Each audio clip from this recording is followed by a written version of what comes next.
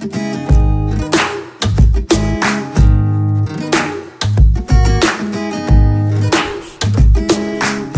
we are back on Timely Talk. This is Andrew Snorton. And the Emma folks. And the theme that we're talking about today is how, managing the moving parts. And like we were saying in the first segment, we all have our share of moving parts through the lenses of career and family and friends and self and community and all that. And we understand that.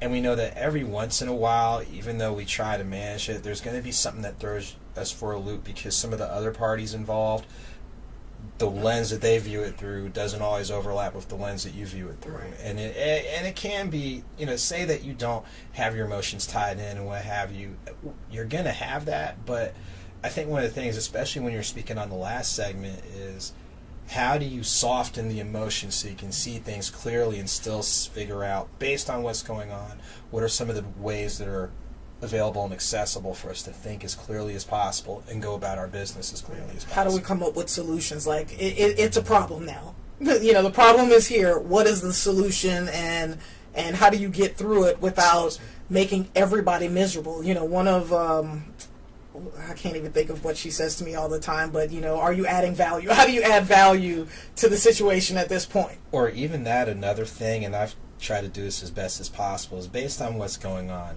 what is the most appropriate response? And I always remember something that my mom said, the same energy that you take in order to get mad and bent out of shape and what have you, you are capable of using that same energy to think clearly. That's something that I try to do, and I'll admit, we're human. That's true. We're going to have a few slip-ups. I think, in general, I'm getting better, but I know every once in a while, especially when some of those moving parts are people who've known you for a while and know your thought process. And know how to push your button. Well, I'm gonna give enough of the example as I was briefed to give enough, but don't give it all because it'll make it more chaotic. But no, in talking with a good colleague of mine, we had kind of mapped out a couple of things related to travel in regards to when people are going to get here, the itinerary, things along those lines, because we tried before and it just didn't happen because moving parts based on what was going on with them or what was going on with me. So we finally had a template that we thought we agreed to, and then all of a sudden, it changed. There were inklings of it yesterday, but on the way here and talking about it, it's like, let me get this straight. It used to be an A and B situation, and now we've got the entire English alphabet and Spanish alphabet Russian alphabet, and I'm sitting here thinking, you're incorporating all these other entities, but you're not talking with the primary entity that you did last week. It's kind of like the phrase, it was all good just a week ago. Right. And it really was, and I'm sitting here thinking, we all understand adjustments have to be made. We understand that. But it's one of those things where communicate it in a timely manner and ask yourself, if you're incorporating additional moving pieces, if the shoe were on the other foot, would you want to do the things that you're asking these moving pieces to do? Right. And for me, I just have my reservations. There are factors that might deal with health, that might deal with age, that might deal with, let's say, the frequency of travel and the distance of travel. And I know for me personally, the way my body responds now is a world of difference compared to even 5 years ago. Because you're old now. Thank you for acknowledging the fact I've got more salt and pepper than I ever have. But even in looking at travel that's within the region, you still have to give yourself a chance to recover. Yeah. And to me, one of the factors that I pointed out is you're asking other moving parts to make volume travel for a third time within a 4-week period. Now, it's different if you're in your 20s, but when you are a little bit more ahead of the curve and ahead of the game, even as much as someone will say, well, I can handle it, you've got to make some different adjustments, and that can also wipe out the primary reason why somebody might be present. So it makes you wonder, is this really the best time to do something? Do you need to push it back to another time? It's one thing if you're trying to cram things with people that have a little bit more fuel in the tank. Right. But if you know that your fuel in the tank kind of fluctuates, does it really make sense? And I really don't think that the other person gets it. I really don't. And that's where it's the consideration piece, being considerate, because I think one of the things that you're struggling with is you don't understand how the decision was made to add all these other moving parts to it. And so, like even with my, situation that weekend, like I don't understand how, blah, blah, blah. And I think sometimes you have to let that part go. You don't have to understand it. You don't have to understand how why is a person thinking the way that they're thinking. They just do. We're all created differently.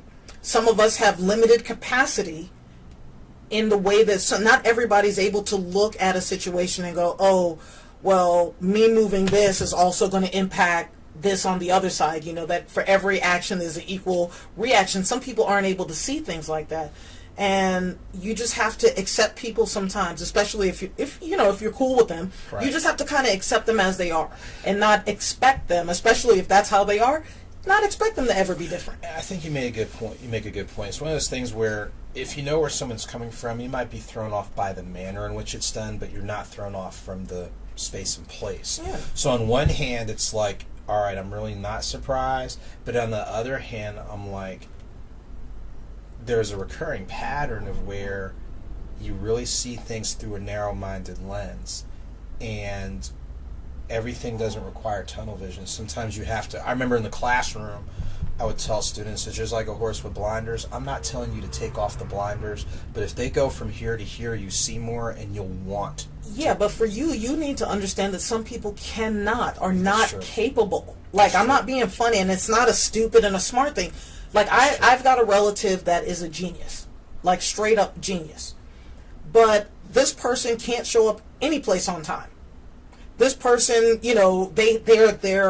their comprehension of time is way out of left field. Like, they have no concept. So if I'm like, hey, be here at, 3:30, and, they're down in Buckhead, we're here, they will try to make 2 more stops before they get here in the next 10 minutes because they have no concept of time. So for me, in order for me to not get like how you were, because I used to get there, it was like, you know what, I need to manage my expectations of this person because I know what their capabilities are. Yeah, you definitely. It's just that with you, there's other factors. Point. There's other factors. Well, and I think, like you said, in general, that's the goal. I think, based on what was going on earlier today, it's just like almost. I wasn't planning to have to brace myself for impact. I'm just going to be honest. I was like, this is going to be lovely. This is perfect. I think the thing that perturbed me the most was that I'm having to brace myself for a type of impact that I really wasn't expecting to deal with, because now it's altering some things I know that I was planning on doing, and now I've got to make sure to make like a major adjustment because I kind of know it's coming down the line, and it's like, okay, I know I've got a storm I have to weather. It's how much rain do I want to deal with. It's almost like, do I want to go out in the rain with an umbrella and like your water gear, or do I just want to go out there like this and then complain about catching a cold or something? Listen. So I kind of already know what I'm going to do in order to be able to better brace the storm that's coming. The good thing is I know it's coming. Yeah, so and now that I know it's coming, I know what adjustments to make. So it's like, I'll deal with this small storm in order to avoid dealing with this bigger one. Right. So I just didn't feel like adulting, but now I really didn't. I just didn't. I'm sitting here like everything was laid out so smooth and fluidly, and if it were threw a other temper people, tantrum. I didn't kick in the door. I wasn't like Biggie, kick in the door. But like I said, it's like if it were other people, they would have stuck to that template or made a minor adjustment. But because of who it is, they just like it wasn't like, hey, F your template. That sounds like Dave Chappelle doing Rick James about somebody's couch. But it was a couch moment. So, I've seen this before. It was a couch moment. But I think now that, and one of the things that we talked about is there's nothing wrong with having emotion. But we know when we're too grounded in emotion, we don't think clearly. Yeah. And we can make very pitiful decisions. So by having a time to kind of dial it back a notch and look back is not to say there isn't emotion involved, but emotion's in its place. Yeah. And now it's like I can sit here and laugh and chuckle. yeah, It's whatever. like, all right, whatever. Whatever. It's like, all right, so some folks are going to get cut out because of somebody else. That's all I'm going to say, but it's not me. It's charge it to the game. Hashtag petty wop. Charge it to the game. Charge it to the game. And we'll be right back after this.